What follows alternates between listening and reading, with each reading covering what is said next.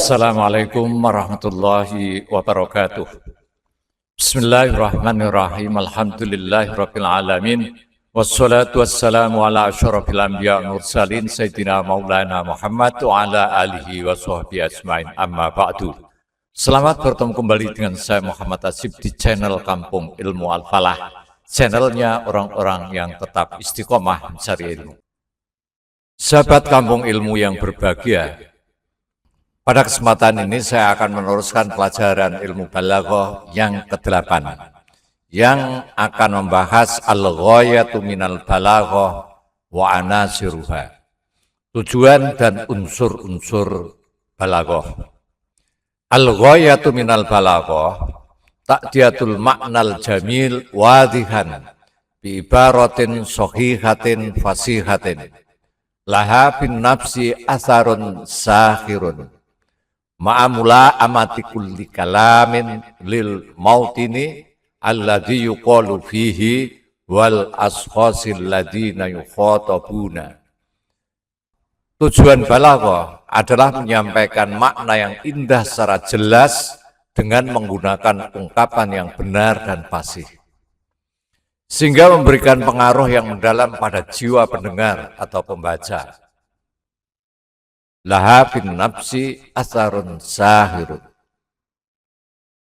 Selain itu, balaghah juga bertujuan agar setiap kalam disampaikan sesuai dengan tempat, keadaan, dan orang-orang yang menjadi mukhatab atau yang diajak bicara, atau pendengar, atau kalau buku ya pembaca. Jadi tujuan utama balaghah bukanlah sekedar menyusun kata-kata yang indah, tetapi menyampaikan makna secara tepat, jelas, dan berkesan. Suatu kalam, suatu susunan kalimat, kalau dalam bahasa Indonesia, dikatakan baligh apabila memenuhi beberapa syarat berikut. Satu, maknanya jelas dan mudah dipahami. Dua, ungkapannya benar menurut kaidah bahasa Arab. Tiga, lafal-lafalnya fasih dan enak didengar. Empat, mampu memberikan pengaruh kepada pendengar atau pembaca. Selanjutnya, disampaikan sesuai dengan keadaan, tempat, waktu, dan mukhatab. Mukhatab itu ya pendengar bisa, pembaca juga bisa. Dengan demikian, keindahan dalam balaghah bukan hanya terletak pada pilihan kata, tapi juga pada ketepatan penggunaannya. Contoh, seorang guru yang menasihati murid tentu menggunakan bahasa yang lembut dan mudah dipahami. Namun ketika memberikan peringatan kepada murid yang melakukan pelanggaran berat, guru dapat menggunakan bahasa yang lebih tegas.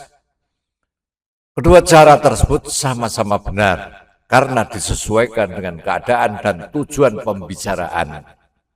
Inilah salah satu tujuan ilmu balaghah, yaitu menempatkan setiap kalam pada tempat yang paling sesuai.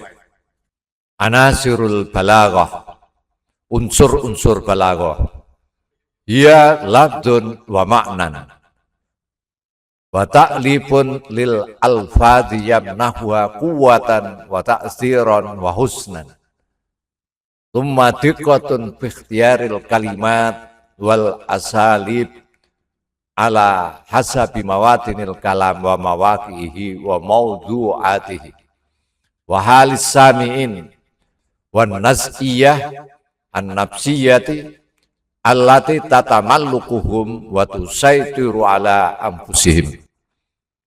Unsur-unsur balaghah. Unsur-unsur balaghah meliputi lafadz, yaitu kata-kata yang digunakan. Dua, makna, yaitu pesan yang ingin disampaikan. Tiga, penyusunan lafal yang menjadi kalam. Penyusunan lafal yang menjadikan kalam memiliki kekuatan, keindahan, dan daya pengaruh. Empat, ketepatan dalam memilih kata dan gaya bahasa sesuai dengan tempat, keadaan, dan tema pembicaraan.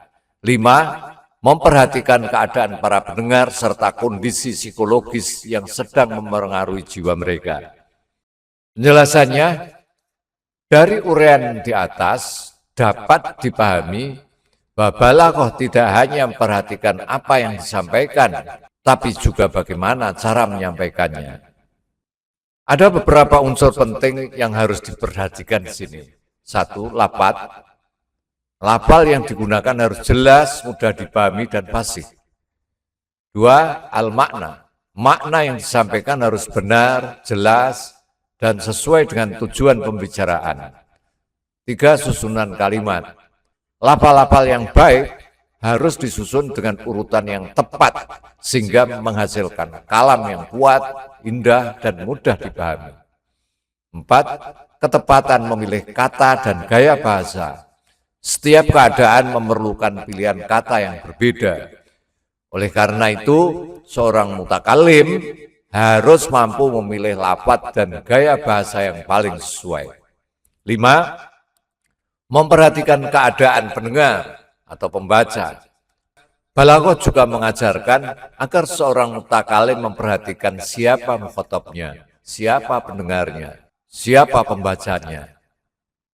Memperhatikan tingkat pengetahuannya, usia, kedudukannya, serta kondisi psikologisnya. Dengan demikian, kalam yang disampaikan akan lebih mudah diterima dan memberikan pengaruh. Perhatikanlah bahwa dalam balaghah, lafal yang indah saja belum cukup. Demikian pula makna yang baik saja belum cukup. Keindahan balaghah lahir dari perpaduan antara lafal yang fasih, makna yang benar, susunan yang baik, serta kesesuaian dengan keadaan. Ringkasan. Satu, tujuan balaghah adalah menyampaikan makna yang indah dengan ungkapan yang benar, fasih, jelas, dan mampu memberikan pengaruh kepada pendengar. Dua, setiap kalam harus disampaikan sesuai dengan tempat, keadaan, tujuan, dan mukhatabnya. Tiga, unsur-unsur balaghah meliputi lafal, makna, susunan kalimat, ketepatan memilih kata, dan gaya bahasa. Lima, memperhatikan keadaan dan kondisi psikologis pendengar. Faedah penting, balaghah bukan sekedar berbicara dengan indah, tetapi berbicara dengan tepat. Keindahan yang tidak sesuai dengan keadaan akan kehilangan nilai balaghahnya. Assalamualaikum warahmatullahi wabarakatuh. Muhammad Atsy.